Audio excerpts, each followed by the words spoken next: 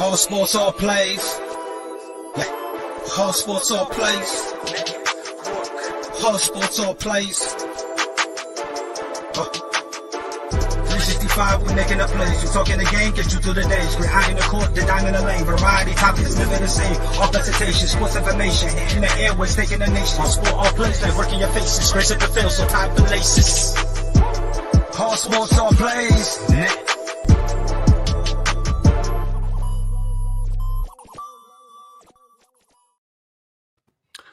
All right, welcome everybody. Monday night, time for another episode of Bring It. I am your host, the Big Dog. With me, as always, is the coach representing Texas. What's up, Coach? What's up, baby?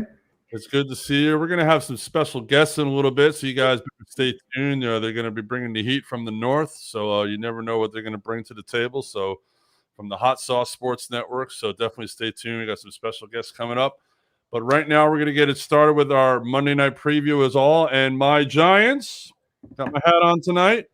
We're playing in Kansas City tonight, and I want to be hopeful. I want to be excited, but it's very hard to be considering who we're playing. We're playing in Kansas City, one of the loudest stadiums in the league, as we all know. Kansas City's 3-4, coming off a loss last week. And they're definitely hungry to win for sure. The Giants have a lot of injuries. Jabril Peppers got hurt this week, so he's out now. So the Giants are just injury riddled. Kansas City's reeling. So this looks like a kind of game, Coach, that Kansas City will just beat up on the Giants to get their confidence back. Because, I mean, I want to be hopeful, but it's really hard. Is that what you're seeing tonight? Oh, without a doubt. My man sit there and said he put it all on him. Everybody's been blaming the quarterback, Patrick Mahomes. The league done call it with Patrick Mahomes, and boom, boom, boom. He said it's his fault, so he's gonna come out and he's gonna lead his team to the victory.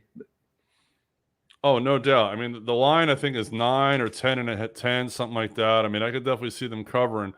Although the last couple of Monday nights has been some big spreads, and I've been picking the underdogs, and they've been covering the line. So it's kind of hard to go against this trend, but with that depleted Giants secondary and that defense, and Mahomes is hungry in front of the home team, I could see him going for at least 3-4 touchdown passes. I could see Tyreek Hill getting loose on the outside. The only thing that I could see that could hold them up is, I mean, their running game is not that good. So, you never know. Oh, without a doubt. So, all right. I like I said, I think. And the Giants, man, is a complete mess. And again, you don't even know who's playing that receiver and all that. So I just really, really, really think this is, like you said, this is where the defense can come up and do their thing. Kansas City get some. It's really more so for me, like I said, when I watched them, it's the defense. That defense is terrible. It is terrible. But playing against the Giants, it gets you a little momentum. It can, I mean, and it's funny how these interconference games, even though they don't mean much, when it comes to tiebreakers, but, a win is a win in this league. So I know Kansas City would definitely want to get to 500.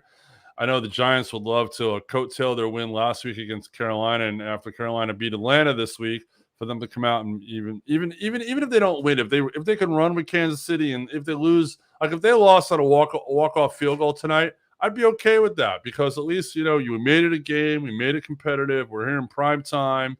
We were able to step up and stay with the Super Bowl champion 2 years ago, Super Bowl runner-up last year.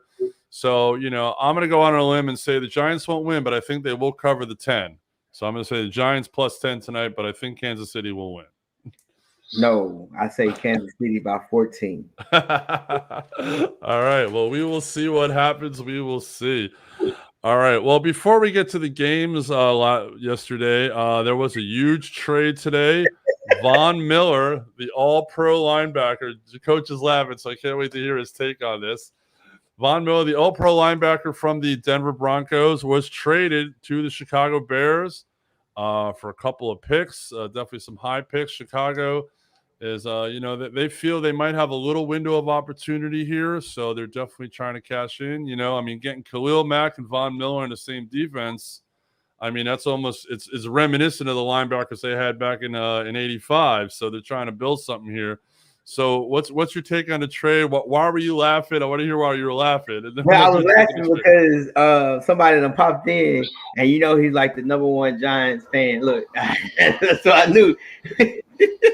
Oh wait, I messed up. You're right. I just messed up. It's the Rams. I'm sorry. Yes. You can't come on this show and not defend our New York Giants, and you can't sit up there and do that, my brother. You gotta have faith. Where's your faith at, Yoel? My faith is in my team, but my realistic view is I know we're terrible, and I at least want to be competitive tonight. So I am. Hey, look, I wore my hat. I'm proud, but I know. I just can't see a win tonight, Freddie. I just can't do it. You mean to tell me we're going against a horrible defense in the Kansas City Chiefs? Yes, with an electrifying offense, because any day you had the big three, they can explode. When you have Mahomes, Kelsey, and Hill, anything can happen. Exactly. But you mean to tell me that our Giants defense can't get better? Is it better than theirs? You mean to tell me a young Daniel Jones with a Sterling Shepard, with our weapons that we have, we can't beat this team? Really? Well, if they're all healthy tonight, yeah. I mean, if we're healthy, but I don't think we're healthy. Coach, New York, stand up. You know what I mean. Jabril Peppers is out. Remember that. Peppers is a big thing. Go ahead, Coach. You already know how I do you, so I'm gonna just say simple as this. Would you like to bet on tonight's game? If you don't want to bet, that means you just running your mouth. Hey, dog, that means I'm a smart man. That'd be too funny. Hey, that's what I'm saying, Freddie. If you're not trying to bet on this game, and this lets me know that how scared you don't believe in it. Because if you really truly, you had not one time asked me, "Hey, what we betting?" You just went straight out. No. So I said, hey, let's bet next Sunday night.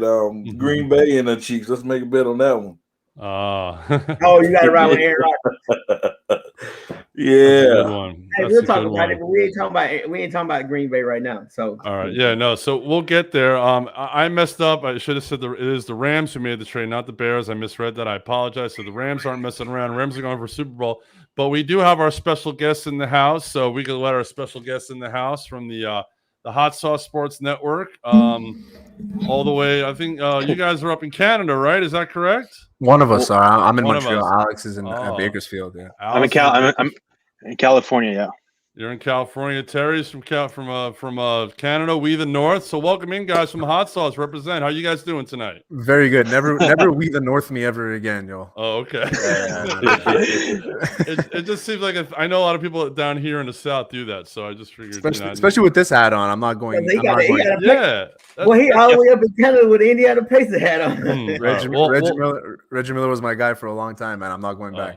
All right, we'll have to learn about that. All right, well, we're talking about the Monday night game tonight. The Giants in Kansas City. Kansas City's favored by 10. I, as a Giant fan, am a little skeptical, even though I like my team. I love my team, but I don't know if they can really, hang with the boys tonight. But I think they're going to cover the 10. So, Terry, let's first get your take on tonight's game. What do you think is going to happen tonight? Man, I don't think is Barkley in? No, right? No, Barkley's out. Yeah, that's the only shining spot right now. I think Tony is like questionable too. I mean, listen. As a Cowboys fan, Freddie, I'm gonna tell you now, the Giants are trash. Like you're a Cowboys trash. Oh, yeah. The Giants aren't good. Yeah. As Barkley, as a big Barkley Terry, fan, right? Terry, big can I ask you a question, Terry? Are you born and raised in Canada? Born and raised, my friend. And how did you make your way all the way to Texas and be a Cowboys fan? So the thing is Montreal, it's a huge NFL city, right? So the thing is that people just attach themselves to, like, I'm Greek, right? So the Greek community, there's like 4 teams. It's either the Niners, the Cowboys, the Steelers, and then Patriots. throw in the rest. Or the Pats too have a lot of Greek fans. But I just jumped on the Cowboys because when I was like 8 years old, they were winning, and I was like, "Fuck it!" And I'm loyal. I'm loyal to a fault, coach. Yes, so I stuck with them. I stuck through the Quincy Carter years. I stuck through the Dave Campbell years. All right. Well, you're mentioning the old school guys, so that's. But I think KC comes out. They need to make a statement, and the Giants. And I'm hating on the Giants, but I actually do think that they have a lot of like they have a good future going. I like Daniel Jones. I think he's actually pretty good. Mhm. But I think KC makes a statement tonight, prime time, and Mahomes goes off plus 10.5 easy, minus 10.5 easy. Yeah, well, they're definitely hungry, and if you look at the teams Kansas City has beat so far, they've beaten teams all under 500. They've lost to teams that are above 500. They're probably going to make the playoffs. So this is definitely one of those games like they could probably shore up their confidence. So Alex, what about you? You got your Ravens hat on. I'm assuming you're a Ravens fan. So they've had a week off, but you probably feel some vengeance after Cincinnati losing yesterday, considering they beat up on the Ravens a couple of weeks ago. So Raven fans like, all right, Cincinnati got their ass kicked. We're okay now. So, but talk about tonight's game a little bit. Tonight's game, yeesh. Well, to be honest with you, I don't think I'm going to be watching it. Why not? Primarily, I don't think it's going to be an even matchup. I don't think Giants have a chance. If they do, it means Mahomes just shit the bed, which rarely happens. But yeah, I don't see the Giants winning. I don't know. There's no explanation. Okay, I don't need to provide explanation on why. The explanation is that they can't run the ball, and you're relying on Daniel Jones to throw the ball way too many times. I mean, as much as, like I said, I respect to the Giants. I was hating before, but I'm not really that much of a hater. But I think KC's just overpower them matchup. Actually, hold on a second. Who's in? Who's out for the receivers? Well, Tony's out, I think. No, Tony's in. Okay, Tony's in. That changes. Tony's in. I think Shepard. I don't know if Shepard's active tonight. Shepard's out. No, Shepard's back. Hey, he's back. They activated him. Yep. Look, you just don't know. You look out there. Who's in? Who's out? Okay. Darius Tony. I believe he'll be back. Evan Ingram still got him. I mean, got Daniel Jones. I mean, Terry, by the way, Terry, Alex, what's up? Alex, you my dude. If you guys don't know, Alex is a huge Laker fan. Terry, you see the hat on him, but hey, they're still good people. But don't disrespect my New York Giants like that. And Yoel. I apologize, Freddie. On your network too, I apologize. If there's one thing I respect about the Giants is that they beat Brady twice in the Super Bowl. That's like it's an accomplishment. We've been carrying that for years. Exactly. That's what we've been hanging our hat on, Hey, and Yoel, I'm kind of disappointed in you, my friend. You a Giants fan. We need to have the faith. No. Yes. As I said, I'm faithful, but I'm realistic. I know I can't get. I know where we are. I know. And you say Evan Ingram. Evan Ingram couldn't catch a cold sometimes if you watch him. So I don't trust Evan Ingram. I'd rather see. I did have so much potential, but it went to waste. Plus, terrible. I want to point out two things. Shout out to Terry. I'm from Indy, so I'm a Pacers fan. And I'm a Cowboys fan, so I already like Terry. Terry's my favorite one. Second off, and Coach can back me up on this. Coach, how many times have you ever heard Freddie say, especially in the last few weeks, that the Giants are dumpster juice? That the Giants, it's over. That they just need to move on. Freddie just be talking. Look, that's one thing I know about Freddie. He just talks sometimes to see who's gonna respond to it, and guess what? And y'all fell into the bait. So you can't. I told you. Look, you can't. And he gonna get all close and all that. That's all it is. He just be running his mouth. I keep telling y'all that. Exactly.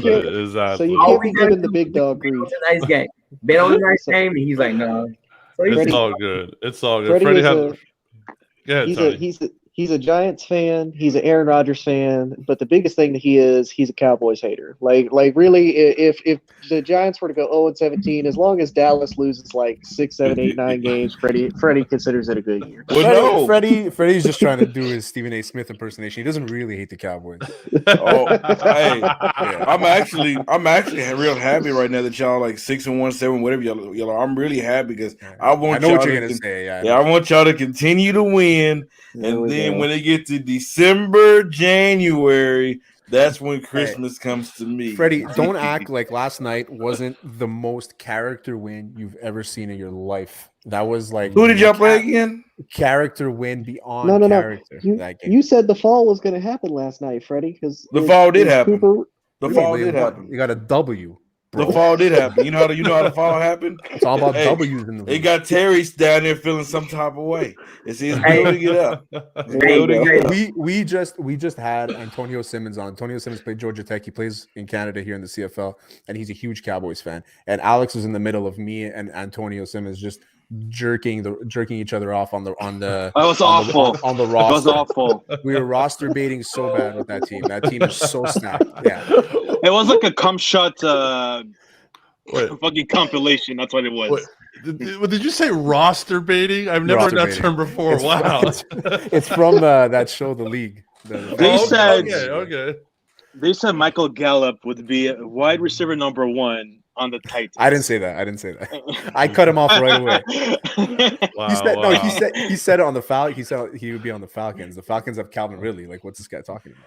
Hey, gentlemen, I just wanted to come on and say hello to you guys. Yoel, you guys have a great rest of your show. Coach, all right, well, be respectful. Tune in to Freddie Real Talk following after us. Freddie and the crew going to be there hanging out, doing some great stuff. So we'll see Freddie in a little bit after me. So Freddie, peace out. We'll see you around 9 o'clock.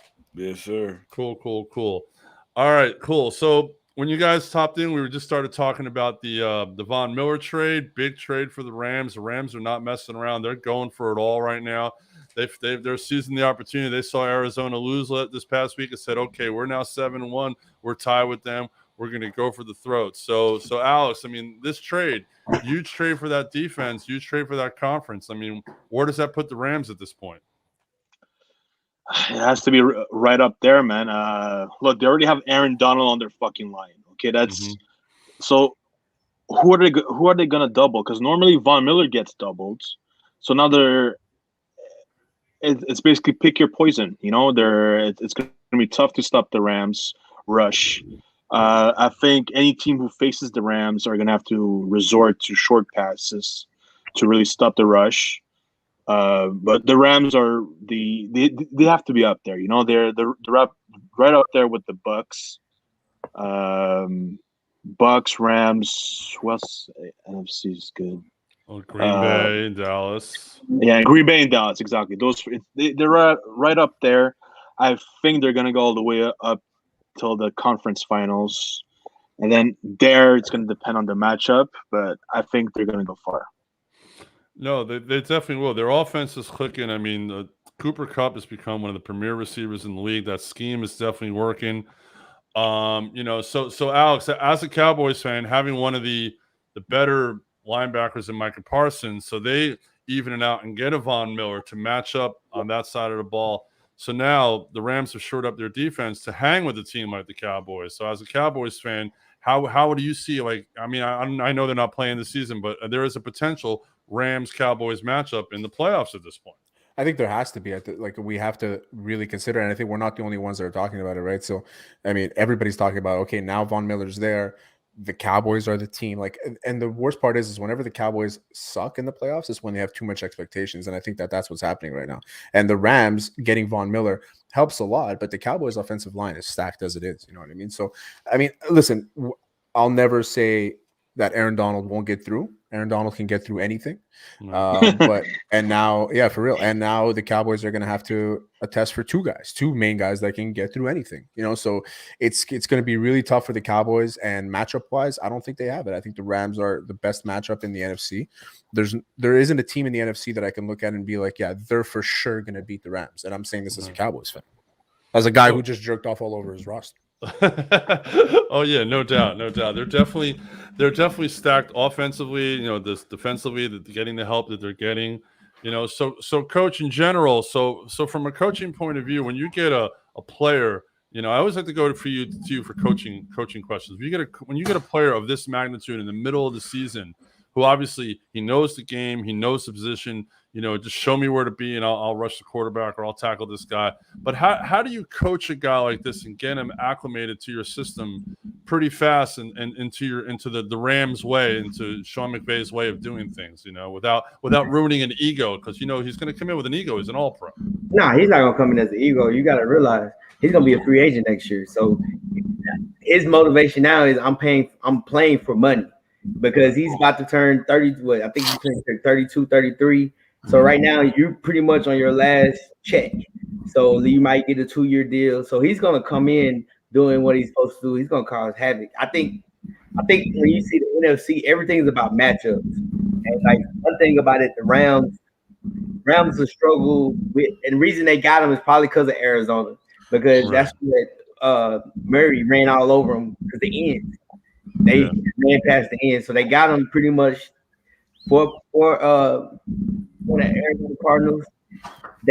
Rams match up well against two teams. They match up great with the Cowboys. And I think that's like even with the Cowboys, we had this conversation since I live in Texas. They talk about it. There's two teams that the Cowboys are struggling with. It's Tampa and it's the Rams.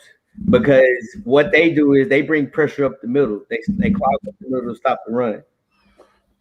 That's going to cause havoc. Now, when you flip it over to the Cowboys defense, they don't have any D line. They don't have D tackles. They got rushers, but they're on the outside. And if you watch even from the first game, what Tom Brady did, all he did was just step up, slide to the left, slide to the right. You got to put pressure up the middle, and that's going to cause havoc for them, especially for a team like the Cowboys. Exactly. But like in the case of Von Miller, I hated for him because he was a diehard Denver. Like I said, he lived in Texas. He's from DeSoto, so he's a diehard all my life. I want to, live and breathe Denver. But I can see it as a business aspect, like, hey, let's get at least 2 or 3 picks for him because we're not going to re-sign him next year. Right. I mean, that's the thing. You're talking about Von Miller, right? They're not going to re-sign him. No. Yeah, and they're not going to because he's a free agent. So technically, like I said, the Rams. I love how the Rams look at draft picks. Like, and in perfect example, the GM said it because I read it. He said draft picks is like that brand new car until you get off the lot. Right. Now, once it gets off the lot, guess what? They pointless now. And that's the thing. And that's the thing about it, because if we go back and look, the Rams did all these trades. They traded all these first round picks, but we haven't heard anything about them. They traded with the Jaguars. I haven't heard anybody say, "Hey, that's the pick the Rams could have got." No, that's true. That's true. They definitely have traded a lot of picks. They're definitely going for the win now between getting Stafford at the beginning of the season, now getting Von Miller. So the Rams are definitely going to be a team to watch. They blew out Texas yesterday, so that was like not even a game to talk about. Yeah, the other big story of the day and having to do with the Tennessee Indy game is Derrick Henry is out with a foot injury. It hasn't been clarified whether he's out for the year, but he definitely will be out for most of the season. This is a huge, huge hit to Tennessee's chances. Tennessee right now is, look at the standings, they're the number 1 seed in the AFC. But without Derrick Henry, who's to me is a man among boys back there, it's definitely going to be tough for Indy to come back from that. So I'm gonna go to you, Terry. So how does a team who depends on the run so much and who's got receivers like they do haven't really proven themselves in the offense, do you just completely change your game plan? Because I know they've worked out an Adrian Peterson, but Peterson's up there in age, so you can't replace the Derrick Henry. So no, there's no way. What do you do? There's nobody with a physique like Derrick Henry, and you can't change the offense too much because, listen, as much as I like Ryan Tannehill, there's a reason why he didn't do well in Dolphins because he didn't have any weapons, he didn't have any leadership, he didn't have any of that around him. Like, he needs that, right? So listen, they're a good team, they're a well-coached team, but we saw what happens to them when they don't have Derrick Henry. We saw it last night. And the Colts, the Titans should have won that game no overtime. Like the Colts shouldn't have been in that game. You know what I mean? Right. As much as Carson, how as well as he played, if he didn't make that mistake at the end of the game, we're talking a different ball game here, different division. You know what I mean? But what do they do to replace Derrick Henry? I don't think Tannehill has it to be able to spread the ball to 3 different receivers. I don't think he has that. I think you're going to really have to rely on the running game and the defense. And the defense has really not played as well as we thought they should this season. And that's the problem with Tennessee this year is they don't really have – their identity is to run the ball. And now they've lost their identity completely. It's going to take them 2, 3, maybe 4 weeks to get back into it. And they're lucky they're in that division, which is probably the worst division in football. And they're lucky to be in that division because they can take a couple weeks off and figure it out to manage. So it all depends on how they navigate this grace period of like the next couple weeks to see what's going to happen. Who are they going to bring in? Maybe they trade for somebody. I don't know.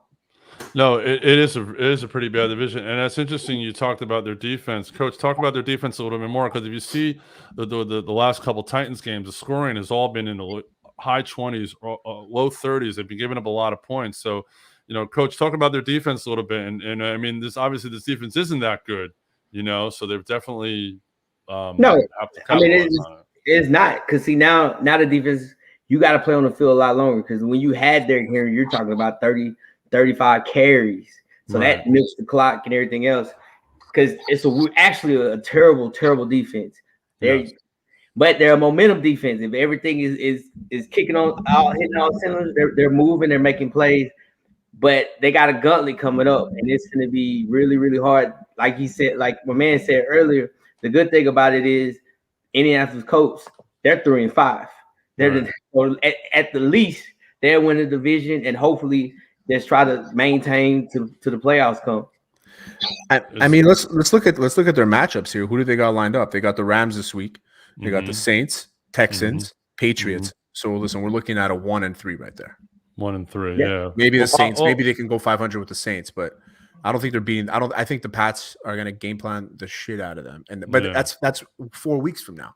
So maybe they'll have another game plan. But we all know what happens when former Belichick guys go play against Belichick. They usually don't do that well. So with Vrabel going in there, it's in New England, so it's gonna be a different situation. But realistically, I don't think that they can come out of these 4 games with better than a 500 record. But the thing is, though, Terry, they only need to win 4 games. Yeah, like rest of the season, if they win 4, if they get 10 games, they're gonna be in that division because you, like you said earlier, you got Tennessee 3-5, Jacksonville 1-6, Texas 1-7. So it's like all I gotta do is just win 4 games. We're in the playoffs.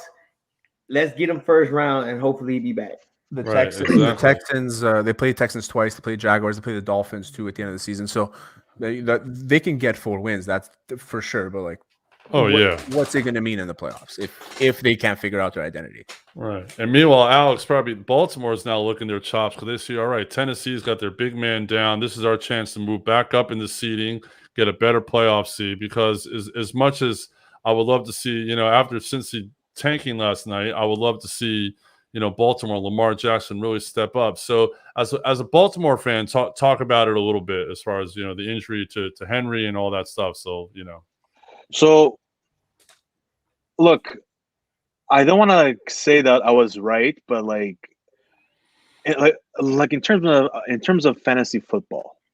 So I avoided this year Derrick Henry because for one reason, because the Tennessee Titans are giving a huge workload to Derrick Henry, and it's been 2 seasons straight where he had huge workload, and I was already thinking, you know what, I'm gonna avoid him in fantasy football because I feel like there's gonna be an injury that's coming, like a significant injury, because his workload keeps it steady, like it's same 35 carries, like coach said.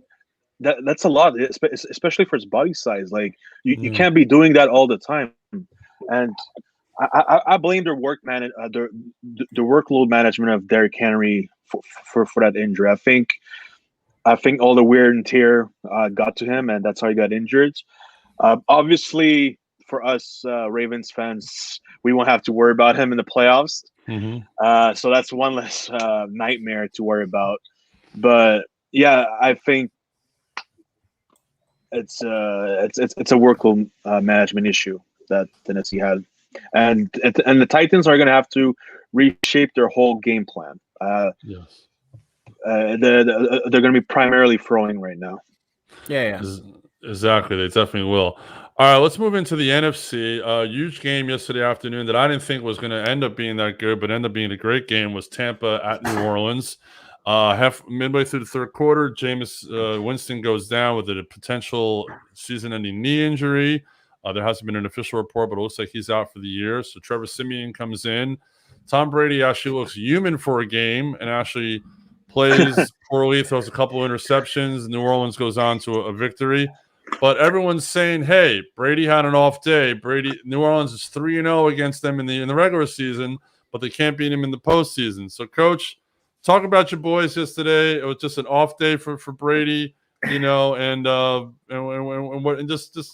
go on a little bit about it. Hey, one thing, Tampa Bay always played terrible in New Orleans. Don't ask me why. I don't know if they come in a little bit too early and they be on Bourbon Street. I don't know. They always play terrible. But the one thing about Tampa Bay, when they play a team like New Orleans that has a good pass rush, has a good defense front, plus they're going to man up, you need AB and you need Gronk. Right. Mike Evans is a straight line jump ball guy. If you look, even if you look on that one route, when he scored, he ran a post corner. He doesn't really run post corner, so it probably shocked everybody in the world that he ran it. Yeah. But I think that's the thing about it. When you play a team like the Saints, you need an AB that runs routes, and that's why even if you looked in the playoffs, AB was the leading receiver because he runs routes. He can drag across the middle. He can run a hitch. He can run a curl. He can run a deep post. But like when you have Evans only running. He's vertical guy. That's it. Right. He's a jump ball man. That's what he always have been. And that's the one thing that he has an issue with when he plays the Saints, and he's nowhere to be found. No, definitely, and and it's interesting how you say that because Evans's route definitely was that post corner, a hell of a catch for sure.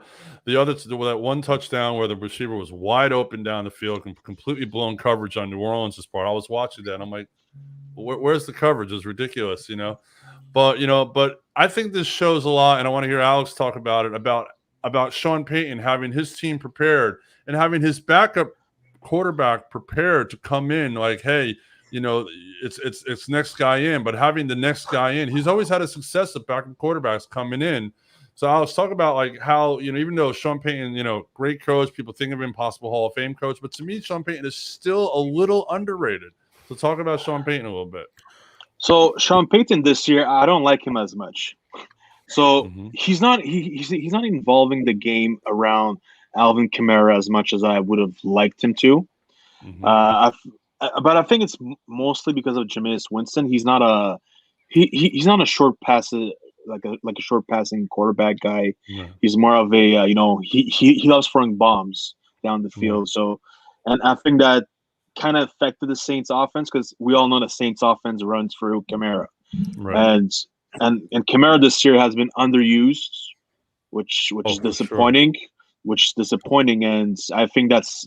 I really don't like Sean Payton's approach this year, and as far as backup quarterback goes, I'm not sure how. Wait, who's going to be the backup quarterback? Well, Trevor Siemian played yesterday, but Taysom Hill is supposed to come off the injured list after his 3 weeks out with a concussion, and it is confirmed that Jameis Winston does have a torn ACL, so he is out for the year. So now. The talk is going to be either Winston or Taysom Hill. So let's talk about that. We'll get everyone's input on that. So, Alex, since you're talking about that, who do you go with? Do you go with the pocket guy or do you go with your flex guy who they've had success with in the past?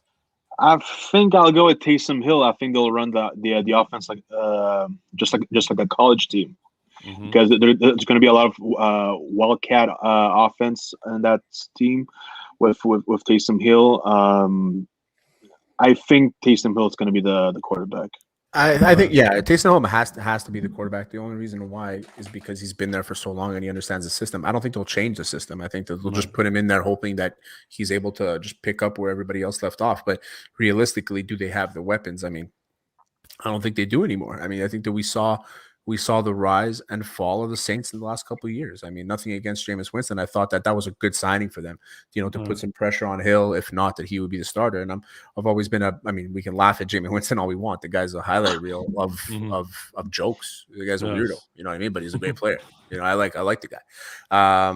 But realistically, that team is not built to win right now. Like the defense is all right. The offense had lost their identity completely when Drew Brees is gone. So like, what are they trying to figure out? Sean Payton, as the offensive guru that he is, I think he also has too much of an ego to dumb himself down to like a full wildcat. If he goes full wildcat, it's a very different game. Ingram is there now. Him and Kamara, maybe they'll just go old school and just run the ball and be tight ends, give it, just run the clock down, take the ball away from the other offense as much as they can. That's the only plan I can see for the Saints going forward. Well, I mean, and it's interesting you bring up Mark Ingram because now they have that two-headed monster in the backfield like they did a couple years ago. I think having an Ingram leaves them to use Alvin Kamara on more of a flex out, more of even a wide receiver or a slot guy where you have Ingram in the backfield, you got him in the back. You don't know which way the ball is going. I definitely think if they bring in a Taysom Hill and then do that with the two running backs, you leave a lot of options. I mean, is that what you could see them doing, Coach? Yeah, I see. One thing about it, Sean might just go back old school way. What he did with Breeze, he might have I can't think his name, the one that came and played. He'd come in and he'll pretty much, because you got Michael Thomas coming back in a few weeks. And one thing about the Saints, everything is dink and dunk. It's not really a vertical. That was the biggest knock on with Breeze. He couldn't throw the 20-yard, 25-yard ball. Well, so I think who's the deep threat, coach? Yeah. Ah, dang. I gotta go back. Is it Traquan Smith? I don't know. I mean, that's the thing. And that was the whole point of having Winston. Winston throws the vertical ball. Chucker. He'll chunk it up. And that's why I said if you go the year before that, even Drew Brees said it. Drew Brees said, hey, Winston will throw the deep ball, unlike he did. And that was why when they struggled in the playoffs, because it was like, hey, you can't throw nothing deep. Everything is short. But I think they'll have a plan with Taysom Hill. I don't think he could be the quarterback. And you're talking about playing 60 plays. You have to mix them in, and he have to go at least 15, 20 plays at quarterback where he runs the ball and possibly throw the ball. At least you have that threat. But I don't think he can do a whole game, because then you can game plan towards him. Yeah, that's a good because point. if he was actually good enough, then he would have started over Winston. And I think you can't. He's not one of those quarterbacks that you could just, because he's a runner. So the first, a lot of guys, first thing he's gonna think about, he tries to change and go to that point to where I want to throw the football. But the reality of it is, you are what you are, and he's either gonna hold the ball too long, looking for wide open, or he's gonna take off and run, and you're gonna miss people. So I think that just when he comes back there, mix it up like kind of like they had with Breeze, man. No, exactly. I mean, that biggest thing offensively for the Saints is just trying to get healthy. I think the O-line hasn't started. Like, they only did 20 plays since the first game of the season starting. Like, the consistent O-line, Michael Thomas haven't been there. Receivers have been in and out. So I hope he have a balanced offense and he'll figure something out. If not, I mean, we could just say if it wasn't for Drew Brees, he wouldn't be who he is. Very good point. Exactly. And with Michael Thomas coming back, if he gets back and they can get that deep outside threat the way he was, it's definitely going to open up that offense. All right, I want to move on to one more game before we talk a little baseball. I think we definitely need to talk about the Cowboy game last night. Cooper Rush comes in prepared for the week. Comes in a great game plan. Looks phenomenal. Throws that amazing pass to Amari Cooper at the end of the game to win the game. Once again, Kirk Cousins comes up short in prime time. Terry, I got to give props to the Cowboys and, Tony too. I mean, as much as I hate to see it, they look good. They look pretty complete. To have their backup prepared like that, for McCarthy to have him prepared to come in, start the game, throw for, 300 over 300 yards yesterday. I mean, mad props to the Cowboys. I mean, Terry, I know Cowboy fans tried to not to get too excited because they know about the disappointments in the playoffs, but you got to be excited about this team. Oh, 100% I'm excited. Like I said, as soon as the game was over, I tweeted, character win. This is character win. Like, I watched this game and I was like, this is something that the Cowboys lacked for a long time. Right. And it was character. Cooper Rush just said, I got this big dick energy. I'm going to throw it out there. And I'm just going to lay it in. I got the best receiving core in the league, hands down. There's nobody else that are better than the 1-2 and throw the rest of the other guy punch. You know what I mean? Like, Gallup isn't even there and we're having this. Cedric Wilson is torching people. He's throwing first downs. He's doing great. He's unbelievable. The team is just stacked to the gills. Tyron Smith didn't even play yesterday, and look what they did. How many times did Cooper Rush get sacked? He had that big one in the fourth. I think there was one before that. They're good. Cowboys are good. I'm not worried about the Cowboys. I'm also not going to get too excited about the Cowboys, but it's the best team in football. Best team in football. Right. All right. Well, our producer, Tony, has joined us, our resident Cowboy fan. Hey, Tony, welcome. Let's get a little take on the Cowboy game last night from you. Yeah, kind of like what I was talking with you and Coach about before the show. It was a character win, and really, I'm happy as a Dallas fan, but I'm more shocked if I was a Minnesota fan more than anything. You have a quarterback that, Minnesota, when they went out and got Kirk Cousins, they said, hey, we're a quarterback away. We almost made it to the NFC Championship game with Case Keenum and the team that we have. We have the potential. We just need that one more quarterback step to be able to get there. So they go out and they get Kirk Cousins, and they have yet to have a winning season with him. You've been lucky enough. You had Stephon Diggs, you had Adam Thielen. Diggs wants out, you trade him, and you strike gold again with Justin Jefferson. You have those two guys in the game, and I'll be honest with you, that first drive when Minnesota went 4 plays, 75 yards, and a score. I was like, well, that's going to be the entirety of the game. Good And thing I that's didn't what see that. I wouldn't have bet money on it. But as soon as I Mm-hmm. saw the 7-0, I didn't see the first drive. As soon as I saw 7-0, I put all the money on it, and I won. Yeah, On the because I'm not gonna lie. Because when I saw that, I was like, okay, that's what Kirk Cousins is going to do tonight. He's going to feast, and I think that's what surprised me is the most is that Minnesota didn't capitalize on the fact that Dallas had basically. Yeah, Cooper Rush got drafted in 2017, but he threw 3 snaps from 2017 to now. So essentially, the dude's a seasoned rookie quarterback. The fact that you have 2 of the best wide receivers in the game. You have one of the top 5 running backs easily in the league. You're paying him all this money, and you have, I'll call it an above average defense to an average defense. The fact that you didn't capitalize, even with Dallas continuing to kind of shoot themselves in the foot like Dallas does, and Terry probably knows that as well. We get at least 10 penalties for about 100 yards a game. That's just what Dallas does. They're undisciplined, unfortunately. Can we talk about the string of penalties that happened yesterday? Yeah, how crazy that was. Like, how much money did that ref have on the game? Oh, seriously? It didn't make sense to me. To me. Those 3 penalties on Randy Gregory, the like that phantom timeout penalty that the guy that clarified it said the ref has the choice to call the penalty, and if he calls it, the team is penalized. Sorry, to call the timeout, and if he calls the timeout, the team is penalized. So what's going on there? Why is that a rule? There was a lot of bad calls all over the league yesterday. Weird, especially in that crazy. game. The call in the Cincinnati Jet game was terrible at the end. A lot of bad calls. Tony, can you put up there as a comment from Ricky Smith? I just want everyone to comment on if you put that up real quick.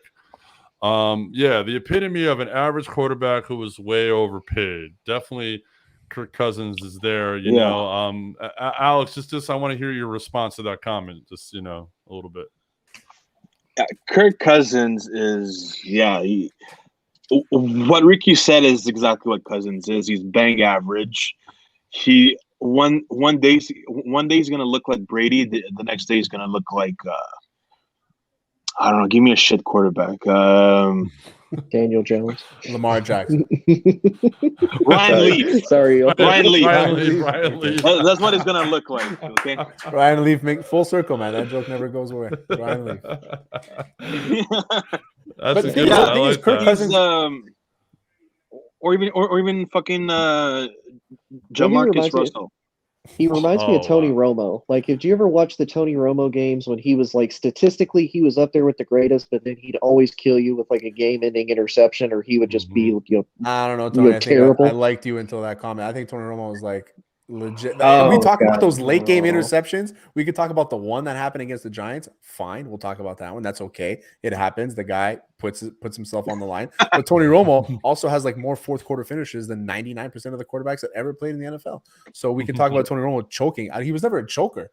He just didn't get the job done in the end. But it wasn't because of picks or it wasn't because of any of that. The guy still statistically was much better. And what I want to say about Kirk Cousins, the thing is, in the NFL, you get paid for the job that you did, not the job that you're going to do. So Kirk Cousins got paid for everything he did before. Patrick Mahomes got paid for everything he did before. You never know what's going to happen going forward. So Kirk Cousins, he's not overpaid. He just got paid. That's it. I'll never say a guy is overpaid in the NFL because he earned that money up until that point. He didn't earn what he made. I don't think he earned what he made. I think he just came out at the perfect time where there wasn't any quarterbacks to compete with. Market dictates your value, man. Yeah, and I agree with you because if you really think about it, what did he do other than say, you like that? You like that? You like that? 100, 200, 300, you like that? I like that. Exactly. I mean, that was I like it too. Like, I never just really looked at Kirk Cousins as the guy who was like, hey, he's a top 10 quarterback. I mean, we can sit here in the playoffs and you look every year they was in the playoffs, you never put him top 5. I think he played fantastic last year. Like the second half of the season. The first half of the season, Kirk Cousins was brutal. And then second half of the season, he came out and he played really well. And you're like, okay, this is the Kirk Cousins that we all can respect, we can get. And up until even last game too. I mean, listen, we talk about the Cowboys, they're good, but there's no way that the Vikings should have lost that game. Like you guys mentioned Jefferson and Cousins as weapons. We didn't even talk about Dalvin Cook. Like Dalvin Cook is He's fucking Dalvin Cook. He's unbelievable. Yeah. You know what I mean? So like the fact that they couldn't win that game is crazy to me. That's crazy to me. I mean, but that's the thing. But let me ask you this, and I'm a big believer in this. What is Kirk Cousins like significant win? What's the win that we can all go back and say, hey, you remember that one time with Kirk Cousins? You won a playoff game, no? But when? What happened? What was the score? You like that? I don't know. Like if you say Aaron, when you talk about quarterbacks, you can at least say, hey, I remember this one time. Or even Dak. You can say this year, I remember with Dak when it was the first game of the season, he drove down to score. He just gave Tom Brady a little bit more time. That's it. Like there's Patrick Mahomes. There's times you can say, I remember when he drove the field. Lamar Jackson, you can say, hey, I remember when he did this year. Like when you look at certain quarterbacks, when I see Kirk, I can't think of a time where it's like, you know what? I think he's gonna score on this drive because we need it. Like, I think that's the biggest. I mean, I think that's what it is. Like even with Pat Mahomes, you remember even in the Super Bowl last year, he still was making plays. Nobody else was making plays. Yeah, exactly. Well, exactly. And I think part of it is because if you look at Kirk, I think what Kirk gets a lot of it from is the fact that he was drafted the same year as RG3 for Washington, right. And the fact that when RG3 unfortunately ended up becoming a bust for Washington, that Kirk was able to step in and Kirk made Washington more competitive. Did they necessarily win? No, I think Kirk had some of his best weapons in Washington until he came to Minnesota and had what he had. Yeah. He even helped them win the division a couple years.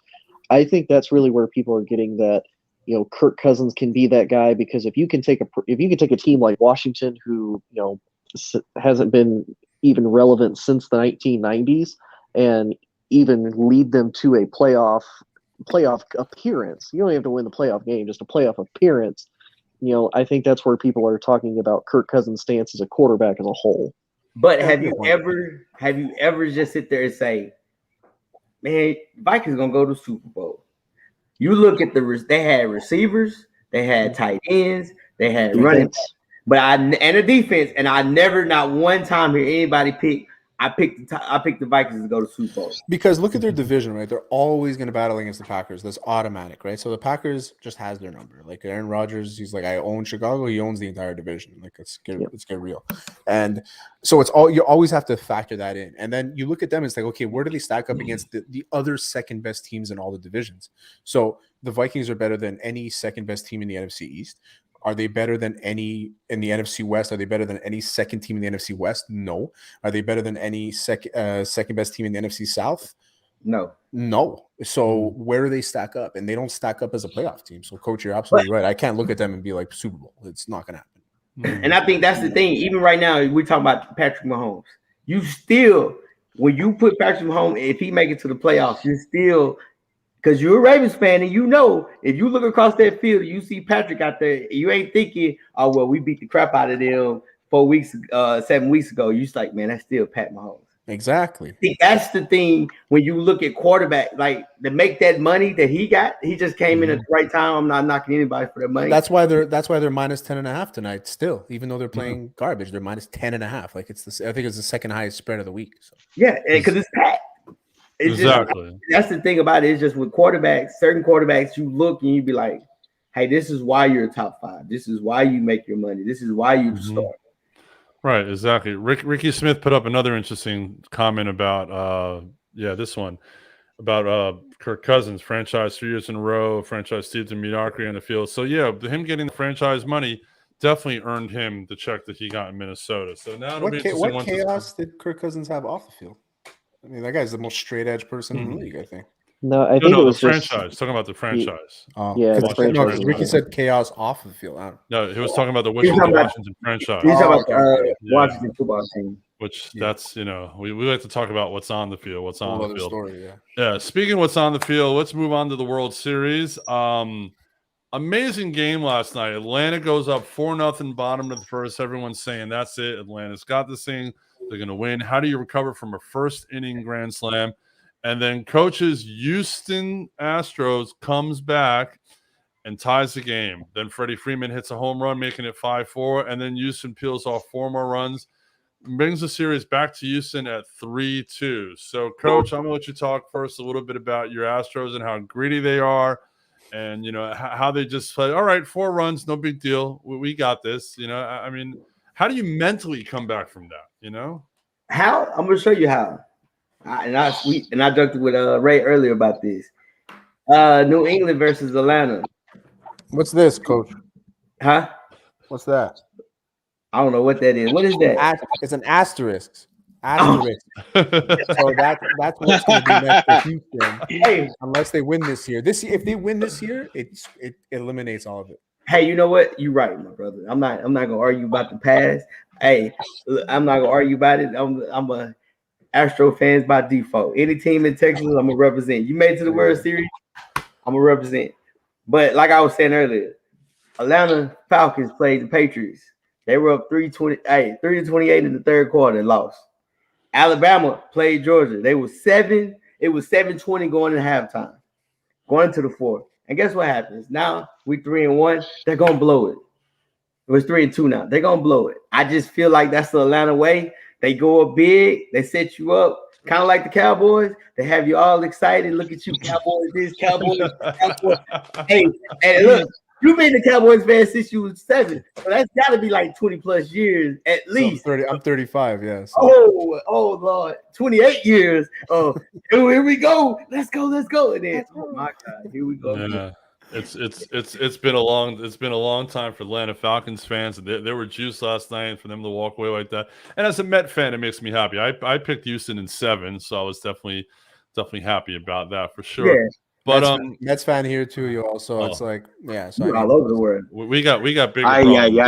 When the Expos left, I had to jump. If the Expos come back, I'm jumping back. That's Tampa's supposed to come back up there. Look at Alex changing his hat. Tampa's supposed to play half the season in Montreal and half the season down here. So there's real serious talks about like a new stadium and everything. So they need a new stadium. If they don't build forget it. Yeah. Will they build in downtown Montreal? Is that where they're looking? Yeah, so it's called the Peel Basin. It's like at the tip of the island. It's like at the right below the old port, where everything's happening there. And it's a good area. So hopefully that was the original plan. We actually interviewed David Sampson. We're the only. I don't want to tap myself in the back here. We're the only people in Montreal that got an interview with the executive VP of the Montreal Expos at the time, and he's like known to have screwed over the Expos and sold them to Tampa. So, I mean, we're dealing with a situation here where he was telling us that they had a stadium plan at least in place for a new stadium, and the city didn't want to do it, and then they lost funding. So there's this whole thing. So the city in Montreal is a little bit corrupt. So the government's corrupt here. So I don't know what's going to happen. It has to be private money. It can't be public money. That's the one thing. So they're looking for investors. If it happens, it happens. Interesting. Very, very interesting. But I want to talk about, and one more part in the World Series, and then we'll move on. I want to talk about how difficult it is to stay up, especially here on the East Coast, to stay up and watch these games. I fell asleep last night. I couldn't stay up and watch the game. I mean, the pitching changes, the length of the game, I'm going to go to you, Alex, and the Yankees are just as guilty with all this analytics and stuff. I mean, I can't, it's hard. I mean, I'm 50. I just turned 50. I'm an old school baseball guy.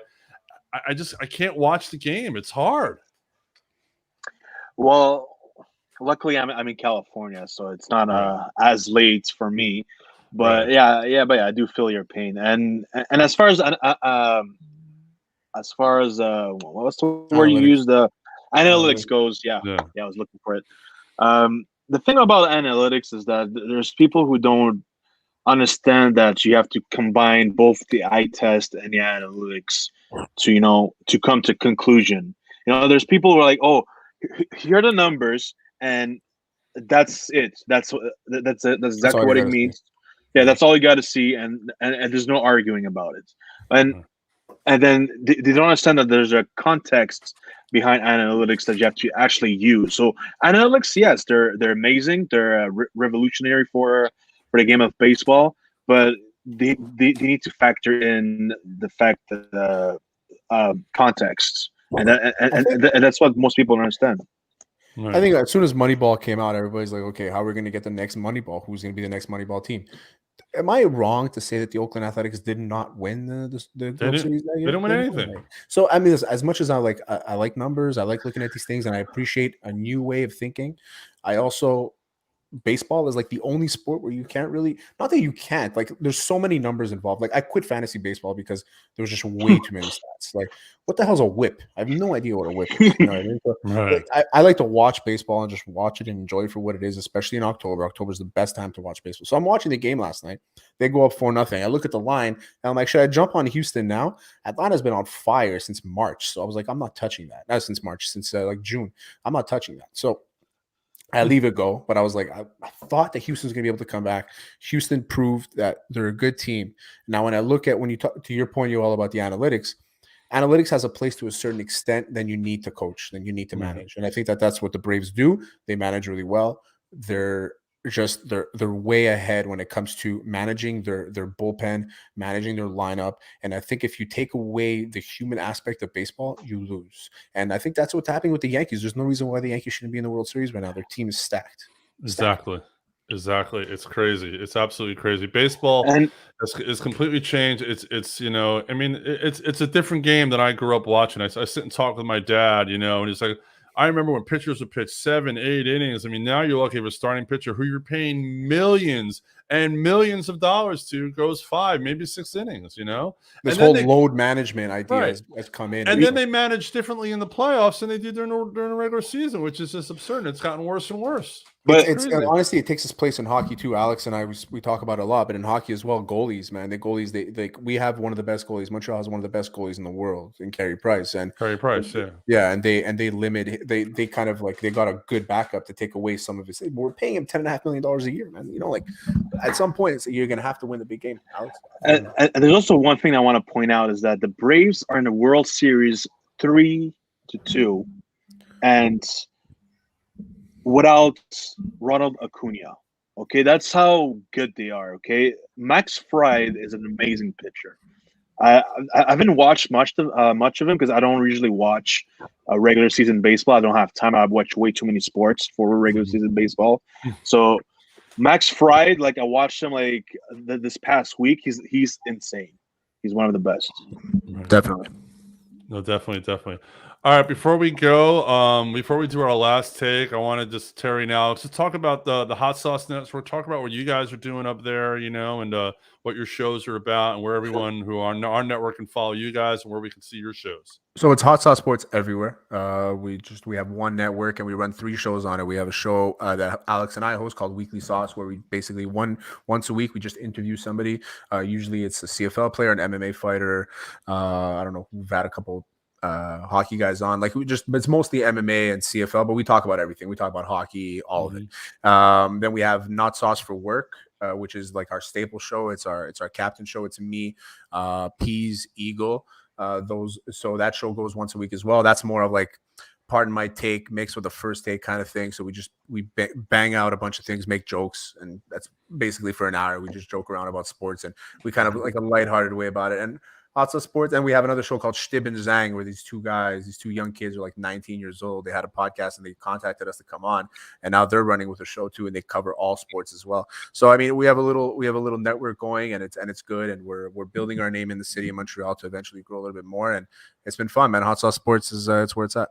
Cool. Now here's an interesting question. Do you do any of the show in French because it's in Montreal? Or? No. I mean, listen, I can, Alex can. We all speak French, but there's no point. Like the French media here is, we make fun of it all the time. It's crazy. You can't get into French media here, the French media here is ridiculous. It's like the mafia, and not only that, as soon as you get in there, you're getting roasted, because if your French isn't on point, they're gonna rip on you. And there's no point for us to do it. Like we don't only watch hockey. Like we watch mostly football. Like I'm more of a football fan than I am a hockey fan. I'm more of an MMA fan than I am a hockey fan. So French doesn't really doesn't fit in. But we all speak it fluently because we have to. Right. I'm sure the city was excited last year with the Canadians in the finals. It was nuts, man. It was absolutely bananas. Like it was, I don't think nobody in the city was like aware of what was going on. So they had no business being in the Stanley Cup final. Business being there. And the fact that they were there was crazy. And with COVID, you couldn't be there, and it just it's crazy. I was a season ticket holder, so I actually had a couple tickets for the games, but I sold them because There's no way I'm not going to take advantage of that money. Oh no, of course. One guy paid $10K for 2 tickets, not to me, but yeah. That's insane. That's absolutely insane. All right, so let's do our final take. Just a quick little hot take on whatever you want to talk about, sports or even life itself. So, Coach, you go first. Oh man, I enjoyed it with you guys, man. It was a great talking to you guys. We should do this again. I'll give you one take, and we talked about it in our interview before with Antonio Simmons. I don't think Alabama deserves to be in the playoff. I'm saying I think Alabama is a joke. I think that they are a shade of what they used to be. I think Alabama football does not deserve to be in the playoff. Even if they win the SEC championship, it's the only way they deserve to be in. If they lose to Georgia in the SEC championship and they make it in the playoff, there's no point to doing the tournament anymore. There's no point. That's my take. I highly agree with that. All right, Alex, what's your final take of the night? Coach's face. Okay, so quick one. I think the Bucks are gonna get fucked in the playoffs. Milwaukee. I don't know why. Yeah, the Tampa Bay Buccaneers are gonna get fucked in the playoffs. I have a feeling. All right, very, very cool. And Brady's gonna get humiliated, completely embarrassed in the playoffs, and it's gonna be wonderful. Coach, you gonna take that? Come on. First off, let me start with Terry, man. Terry, I do agree with you to a certain degree. They're not of Alabama the old. They don't have a star receiver like they usually have. They don't have a star receiver. Quarterback's good. Don't get me wrong. Quarterback's really great. Good. It's fantastic. But they don't have the skill guys that they had in the past. Now I agree with you with that. But man, college football is not many really good, too many strong teams. The way I see it is that you can't have undefeated teams that played against ranked teams. Like the Big Ten is the big conference in football this year. Like 6 of the top 10 teams are from the Big Ten. So like we can't ignore that, right? So if Bama is going to make it ahead of a Michigan State that's 8-0 that just beat Michigan, like we have to really consider the fact that Alabama has bought their way into the tournament every single year. If they make it this year, they do, up until this point, they do not deserve to be in the playoff. It's still early. We'll see. I like Michigan State. Yeah, if Michigan State runs the table, they do deserve to be in the tournament. 100%. No doubt. Alex, who's your football team? The Ravens. Says the guy that hasn't won a playoff game in a while. Didn't they win a couple years ago? Last year we won. Last year. Oh, I'm sorry. The first round. You got out the first round. I apologize. Yeah, exactly. I apologize. Hey, man. Look, that's cool. But look.